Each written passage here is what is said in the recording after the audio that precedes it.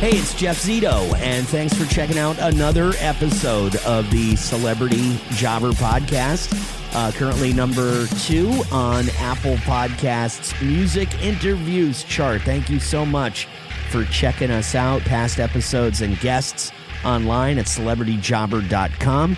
Not to mention, you can follow us on IG, celebrity_jobber_podcast, or our YouTube channel, which is youtube.com/the@celebrity-jobber. What would become of some of these people if not for making it big? What was the big break, if you will, and what was their life like before they reached superstar status, if you will? My guest today was one of the members of one of the biggest Southern rock bands in the world. Not Lynyrd Skynyrd, but 38 Special. You know, Lynyrd Skynyrd, Ronnie Van Zant, his brother, Donnie Van Zant, very influential in the band 38 Special. But their hits were not sung by Donnie Van Zant. The hits of 38 Special: Hold On Loosely, Rockin' Into the Night, Caught Up in You. Don Barnes just so happened to be the lead vocalist on all of those songs. 38 Special just released their first studio album in over 20 years called Milestone last week. So we'll talk to Don about that album, his early life before the band, some of the jobs that he had before 38 Special took off. What did his dad do for work? And what was he trying to push Don into as well? And the moment that changed everything for Don Barnes and 38 Special. We are about to find out. 38 Special's Don Barnes is my guest this week on Celebrity Jobber. The Celebrity Jobber Podcast with Jeff Zito. If you like what you hear, please subscribe, give a 5-star rating, and leave a review. Check out all our past episodes on Apple Podcasts, Spotify, or wherever you pod.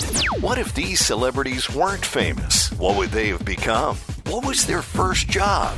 We're about to find out. The big story, I guess, here of the last few weeks is that this is the first studio album from 38 Special in over 20 years. Yeah, you know, it was just, the live business it's gone through the roof. Everybody's out there running around the country and around the world. I've got 16 guys out here and their families, and they all rely on this band to keep everything going. Everybody's solvent. So we're just basically taking care of our people. We're doing over 100 cities a year. And, I had bits and pieces of songs, but I just didn't carve out any valuable time to go into the studio and put something out. But the 50th anniversary came up. It was to commemorate this big milestone, and I couldn't think of a better word to call this album but milestone. So, it was a labor of love. We put some great songs together. We had finished. I started writing back in last year, finishing some of these ideas, and so it's come out. It's been out about 3 days now, been released. So we're really excited about it. A lot of different diverse songs with some big guitar bangers in your face songs, and mid-tempo introspective songs. Had some co-write, some people. So I was honored to have some of those guys. Randy Bachman, Jim Peterick from Survivor, and Pat Monahan did a duet with me he's the band Train. And so it was just a great time. It was time to put something together for a 50th anniversary. And, we're real happy about it, real excited about it. And Don, you mentioned the name Jim Peterick, and, you guys go back a long ways, and Jim was in the band Survivor at the time. Can you tell me the story about, I think, what was the first hit that he was involved with? Was it Rockin' Into the Night, where it was 3 out of the 4 members of Survivor wrote this song and it ended up in your lap? Can you tell us that story? Yeah, it was a demo that was sent to us. It was a really kind of a crappy demo. It was a very scratchy, just a quick, hurried demo.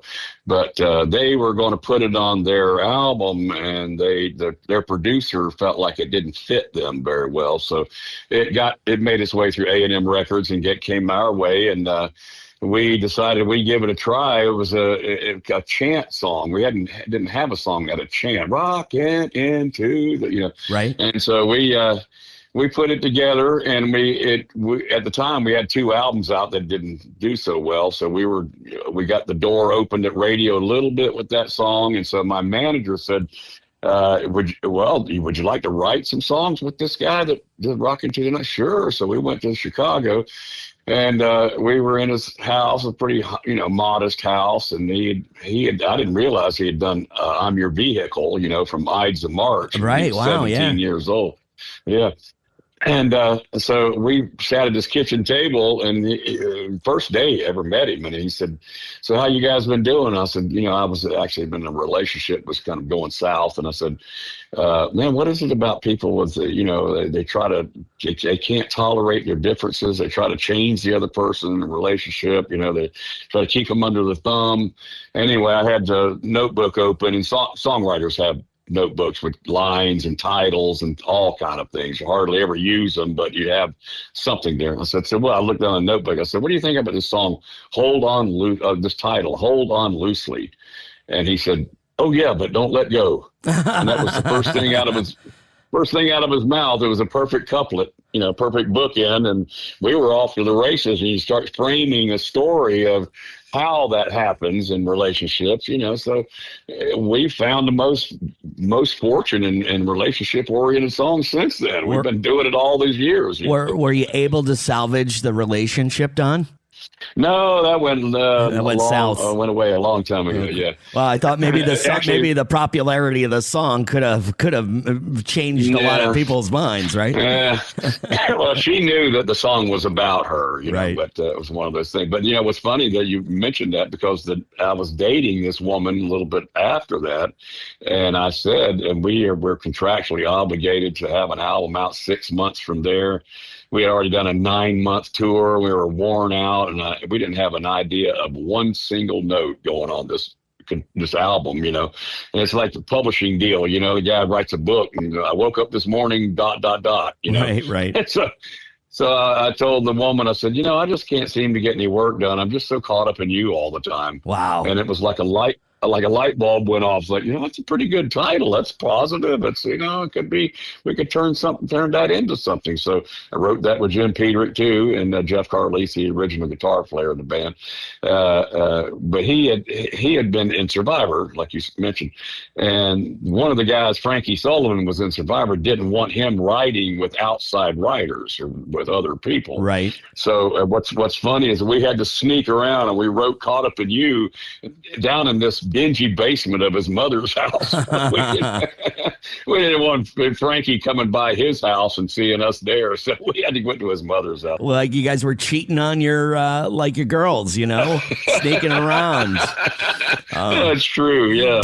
The Celebrity Jobber Podcast with Jeff Zito. The Celebrity Jobber Podcast with Jeff Zito. So, Don, growing up in Jacksonville, tell me a little bit about your mom and dad. What kind of business did your family? What kind of business were they in? Were they musical people also? My dad was the music director for the Baptist Church. He was, I started early rumblings of chord patterns and things that I from a very young age, from just, he played a little piano, and he was the music director, but he was a train engineer for 40 years. He started as shoveling coal in the old locomotives, and he built himself up to brakeman, and then he finally became an engineer. And his work ethic kind of rubbed off on me, but he would pull these trains that are 2.5 miles long with 5 diesel engines, 2.5 miles. It would take a mile to stop. Wow. So I rode up on the engines. Yeah, that's the truth. It takes a mile to stop. There's so much weight behind him. But I rode up in the engines a few times. But that's his work ethic, and he went 40 years of driving a train, and he was finally retired. And he was always supportive of me. He drove me around playing the birthday parties at 13 years old, with the little guitar and amp and the big trunk of his big Mercury, But he was always supportive, and by the time I was 20, I was still struggling trying to do it. And, he would say, son, I was doing day jobs. I was married with a baby and everything, and he said, you ever going to make any money from this? Dad, I think it's around the corner, but it was a pretty wide corner. But he ended up lining his den with platinum and gold albums all the way around. Man. And he would bring the neighbors in and show them all. So. Oh man, that's awesome. That makes you feel good, Dad. You made him proud, man. So when you were just saying that though, when he was like, "Hey, man, you're 20 years old," and he's like, "Well, what's going on?" You said he's supportive, but was he maybe encouraging you to get into another job to make some money? What do you think he wanted you to do? He wanted me to get started on the railroad, and I didn't want to do it. I was just like, no, I'm going to be. I mean, I was working jobs because I had to support a family, but I was dead set on not making a career in the railroad. I wanted to do this and thing, and I felt like I could do it. That's the thing. If you had the confidence to know that you might be green at the time, but you feel like you can develop your talents and learn as you go. And, I've told these young guys that they want to get a record deal. I said, buddy, if you absolutely have to do it, but if there's anything else with some stability to fall back on, if you're good with your hands, carpentry, schooling, or whatever, do that, because there's no guarantees. You can give 110% and still not make it. So it's just one of those things that we were too stubborn to quit, but we definitely went through a lot of disappointments, a lot of failure. I told these young guys, you got to accept a lot of failure. Nobody knows who you are. They don't care whether you live or die. You're out there trying to make your mark, and you're sacrificing everything. Right. Anniversaries, holidays, but you got to rehearse. You got to be 5 steps ahead of yourself. I don't want to sound discouraging, some of these guys, but it really is one of those things. If you absolutely have to have it, but if you do it for the wrong reasons, some of these guys that do it for the pretty girls or the partying or whatever. I said, man, you got to be an artist. You got to have your material together. You got to be, like I said, 5 steps ahead of yourself. So, people ask me, if you had to do it over again, what would you change? I would probably have a better time at it. But we were doing all these arenas were sold out every night, but we had to be 5 steps ahead of us. You see the marquee sold out. Yeah, that's all well and good, but we've got work to do. We've got so much ahead of it, so it's one of those things, it takes all your time. The Celebrity Jobber Podcast with Jeff Zito. Celebrity Jobber. Don, tell me, you were mentioning, you had to do, you had other jobs to fall back on during those times. Can you tell me about some of those jobs and and if you remember your very first job? The first job I made donuts. I would come up. I'd be playing in a band. Now Jacksonville, Florida, is a Navy town, and there was a lot of 5 naval bases there. So all of us learned from a very early age to play in these sailors clubs at 15, 16 years old. You're playing cover songs, The Doors and the Young Rascals and Three Dog Night and all those cover songs back in the hits of the day. And but I'm talking about Dwayne Allman, Greg Allman, Ronnie Van Zant, Olive Skinner, Molly Hatchet, Blackfoot, everybody. I mean, Outlaws came right from there. They'd come up to Jacksonville. Yeah, from Tampa Bay. Anyway, but yeah, so you would.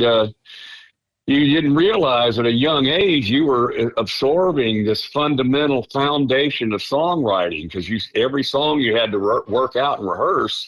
You start seeing the payoff. You see with the pre-chorus, where the bridge, the outro, and all the things that go into songwriting, and you see the craft of it, the way it's done. And so you do that for a few years, and you get a little cocky, and you think, well, I can write my own songs now.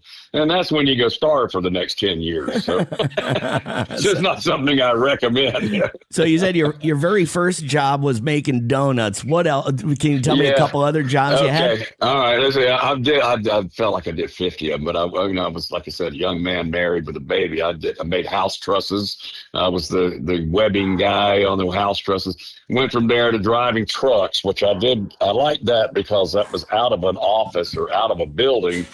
And you could, as you're driving along, you can, make up things. I was writing songs up in the cab of the truck, driving in traffic and did all that, delivered all kind of things. And then I got another job as a pest control man. I was out there spraying houses and everything. But I wrote a song with Randy Bachman on this Milestone album called Long, Long Train.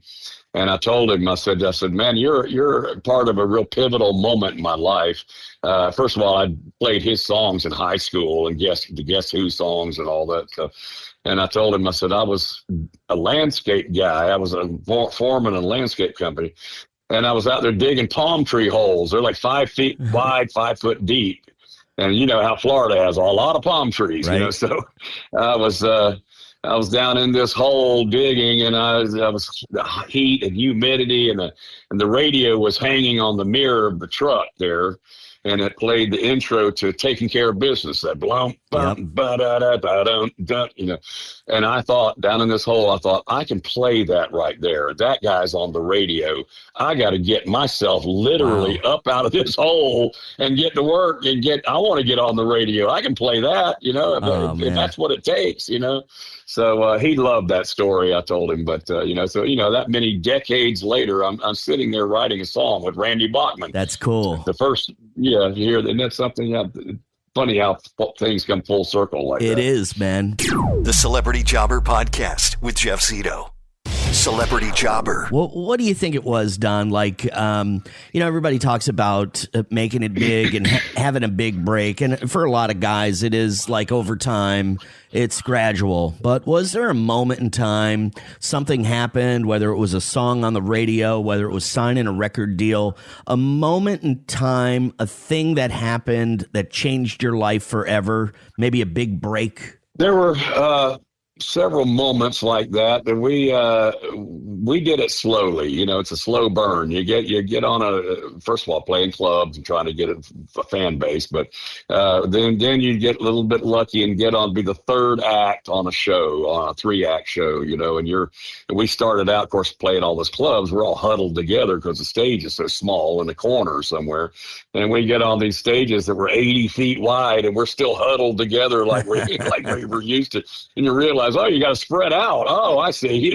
So you learn as you go. But one of them was we slowly would play the bars and little bigger rock clubs, and then we play the theaters, and we try to build up to. And you don't want to jump into something really big too fast, because then it looks like a failure. Right. So we were scheduled to play the Meadowlands Arena. This is 1984. And you got handlers, you got managers and accountants and everything behind the scenes, and they're like, oh, you don't want to go in there and try to. It's 24,000 seat arena, right? But we had been up in New Jersey, we'd been around, we felt like we'd garnered all this fan base for all that year, and they were saying, no, you don't really want to go in. You want to go to a smaller venue. And we're like, no, we feel like they'll come out there, and we could go in and do this. And they're like, okay, well, it's your funeral, So we went in there.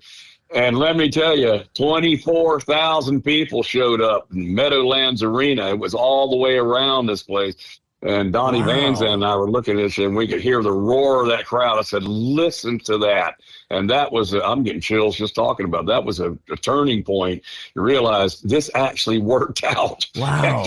After all the starvation, all the struggles, and all the problems and disappointments, you got a roar of 24,000 people roaring in the Meadowlands Arena, So yeah, that was a big moment. You know what's funny about that, Don, is that you said that was in 1984. So like that was after, you had those big hits out on the radio. So it still took you that long to think of because I'm sure you had success. I mean, you had success prior to that, but that was the moment though that you were like, wow, we did it. Wow. Well, because we were always like supporting actor on a show or something, we did have some hit songs and radio airplay, and MTV of course did help, but that was, but you're always looking for something bigger. And that was the the big milestone there. Wow. You know, that was a pivotal moment. But the MTV, we were the 13th video on the first day. That's they right. Played that, they opened it. And, you know, they didn't have any content. It was a little cable channel. No one had any content. My manager, we were out in Denver, it was Rainbow Music Hall, and he said, they got this cable channel called MTV. They want to bring their own cameraman, 3-camera crew out there to film you guys live. Do you mind doing that? I'm like, who is it? Some cable channel. What? You know? And so I said, sure, if they want to do it, you know, we don't know what anything about it. But I remember they came out and filmed, and the guy wanted me to do a little spot, but read me a card on the camera to say, you're watching MTV, you'll never see music the same way again. And I thought, what a strange slogan that was, you know, this little cable channel. And I guess I wish I'd have bought stock in the company back then. But I just dismissed it. But we were like the 13th video the first day, and everybody's got 2 or 3 feet of hair. We looked like bridge trolls. We weren't quite ready for prime time, but you know, I guess it was a different look for everybody. And, you know, but and here we are all these years later, and a new album, first studio album in over 20 years. It's called Milestone.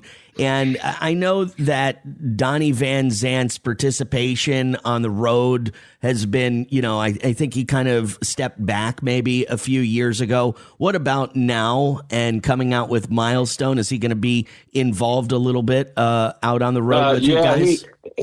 Yeah, he does. He comes out every now. He suffered inner ear nerve damage after 40 years. But he always wanted us to point these big 6-foot amplifiers at him so he could hear the guitars and all that. So, well, it took its toll on him, and the Mayo Clinic read him the riot act and said, buddy, if you continue doing what you're doing, you only have a few nerve fibers left in your ears. They said, if you continue doing what you're doing, you're going to be absolutely stone deaf. There's nothing we can do for you. And so he had to leave the road because it's not worth it. You know, I told him, I said, man, if they told me, hey, I'd be gone tomorrow, you know. But I told him his brother Ronnie, who we lost in 1977, I said, he would have been so proud that you made it 40 years. So he's still my partner. He still owns the trademark. He gets a licensing fee every year. And, you know, he does participate. Every now and then he'll come out and do like 1 or 2 songs. Okay. You know, I'll tell him, we've got these inner ear monitors, in-ear monitors, you know. And I said, we'll keep everything down. We'll keep it low in your head so you don't, you know. He goes, no, you don't understand. I got to have it on 12 to even hear it. So he does come out when some charity things. He's come out and done, you know. And of course the crowd goes crazy because he was the one that wanted me to start singing back then because we had already done 3 albums of him singing. He's got a little more earthy, bluesy voice, but it wasn't so adaptable to radio. And so I sang a couple songs and it started happening, and we're still brothers and we're still a team. And it was always like, you know, it doesn't matter it doesn't matter who carries the ball as long as we're still a team, as long as we win as a team, you know. So that was always our creed, and he's always been supportive. Never any jealousy there. We always split the songs and all the records and everything. So he's always still, even to this day, I talked to him just yesterday. He's got these $10,000 hearing aids in his head. He hears better than he ever heard before. That's great. Well, I got to tell you, Don, I'm really glad the engineering deal didn't work out for you. So this album is called Milestone. It was just released, the first studio album for the band 38 Special in over 20 years. Don Barnes. Real pleasure speaking with you. Good luck to you the rest of the way. Not like you need it, but really good we'll stuff. Try for 50 more. Man, I tell you what, that's awesome. But I just wanted to say some of that stuff, man. Digging the palm tree hole and thinking about Randy Bachman. and the a couple of the other stories that I've never heard before. Really cool, man. Really appreciate your time this afternoon, and good luck with the album. Well, thanks so much. I appreciate it, Jeff. Thanks for having me on. And I just want to say thanks to everyone all these years that making us a part of their lives. It really has helped. It changed us. And come see us sometime. We always bring 110%, and we'll unfold that history for you, and you'll walk through all your memories and new surprises, new songs, milestone, and be checking it out. Thanks for having me on, Joe. Awesome, Don. Thanks again. Take care. Thank you, buddy. You too. There were so many parts of that interview that really hit me, but I would have to say the story that he told about, his quote unquote big break or the moment where he felt his life changed forever. He talked about 1984 at the Meadowlands Arena. That's called Brendan Byrne Arena. I'm from New Jersey. I know all about that arena. It fits about 20 some odd thousand people. And he mentioned like that place sold out, filled up for him in 1984. And he looks at Donnie Van Zant and he goes, "Hey, man, we did it. We finally made it." And I found that to be very interesting because, Caught Up in You and Hold On Loosely and Rockin' Into the Night, that was all, prior to 1984, even in the late 70s as well. So for him to say that he felt like his life changed and that he made it in the mid 80s, to me, I was a little surprised by that. He said he was an opening act for a lot of bands, and he mentioned 38 Special did have, hits on the radio, but it was that moment in time that he was like, wow, we did it. So I thought that was pretty interesting. Growing up in Jacksonville, Florida, his daddy working on the railroad and actually tried to push Don into working on the railroad as an engineer as well. It wasn't what Don's dream was, but, his dad wanted him to have some stability and talked about all the different jobs that he had to do, because he was, he had to support a family, and he said he starved for about 10 years. And all of his jobs that he talked about, the first job being one at a donut shop, and said he did landscaping and just a whole bunch of other jobs, digging holes for palm trees, you name it. This guy, he did it. And now the first new album for 38 Special in 20 years. It's called Milestone, and it just came out last week. And if you're a fan of Southern rock, this is definitely something that you're going to want to check out. And Donnie Van Zant, the legendary Van Zant family. These guys are legends in Southern rock, with Johnny Van Zant, who's now with Lynyrd Skynyrd, and of course the iconic Ronnie Van Zant, the original lead singer for Lynyrd Skynyrd, who passed away in the plane crash. The Van Zants are very important to Southern rock, and Donnie Van Zant had to step away from 38 Special because of ear problems many years ago. He had some ear problems, nerve problems in the ear, had to step away, but he's coming back. He's participated in the album, and he will participate, a little bit on the road with 38 Special as they're touring the new album Milestone. Really great stuff, man. Thank you so much for checking out another episode of the Celebrity Jobber podcast. We are streaming on Apple Podcasts, Spotify, iHeart, wherever you listen to podcasts, plus past guests and episodes. You can go online, check them all out, celebrityjobber.com. Please subscribe. Would love a 5-star rating and leave a review, please. Very important, and I thank you very much. Currently number 2 on the Apple Podcast Music Interviews chart. So thank you so much for checking out this podcast, and got some huge guests coming up in the very, very near future. And I believe Celebrity Jobber's very first billionaire coming up in the next couple of weeks. Again, thank you so much for listening, and until next week, this has been another episode of the Celebrity Jobber Podcast. I'm Jeff Zito.